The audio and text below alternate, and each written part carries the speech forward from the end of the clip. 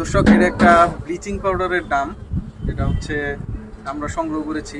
তো এই ব্লিচিং পাউডারের দাম দিয়ে কিন্তু সুন্দরভাবে গাছ লাগানো সম্ভব। এখানে এই জায়গায় অন্য অন্য টিনের দাম আছে, প্লাস্টিকের দাম আছে, তো আমরা কিন্তু এই ড্রামেও লাগাতে পারি। তো আমরা এই ড্রামটা সংগ্রহ করছি। এই ড্রামটা সংগ্রহ করার পরে যে কাজগুলো আপনার করতে হবে সেটা হচ্ছে, এটার ভিতরে কিন্তু অনেক দেখেন মরিচা থাকে, দেখেন লাল লাল মরিচা আছে। তো এই মরিচাগুলোকে কিন্তু মানে এটা কিন্তু মাটি আরও আস্তে আস্তে দীর্ঘদিন থাকলে কিন্তু ধীরে ধীরে ক্ষয় হয়ে যাবে, টিনের একটা সমস্যা।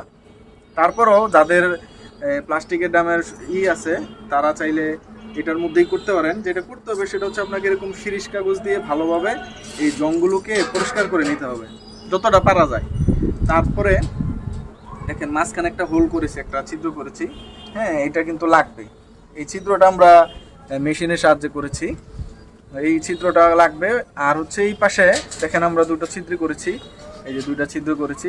এটা হচ্ছে রশি ঝুলানোর জন্য, যাতে আমরা এটাকে ক্যারি করতে পারি, ধরতে সুবিধায়। অনেক সময় গাছ সরানো লাগতে পারে, তো সেই ক্ষেত্রে এটা একটা রশি ঝুলাইলে সহজ হয় আর কি করার জন্য।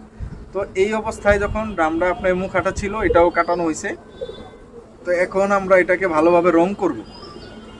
আপনারা অনেকেই দেখছি শুধু বাহিরে রং করায়, এটা কিন্তু ভিতরে রং করাটাও জরুরি। কেন? কারণ হচ্ছে এই জংগুলো কিন্তু মাটির সাথে ধীরে ধীরে আস্তে আস্তে এগুলো আরও দ্রুত ক্ষয় হয়। তো এখানে যদি রং করা থাকে দীর্ঘদিন, এই ড্রামটা আপনার ভালো থাকবে।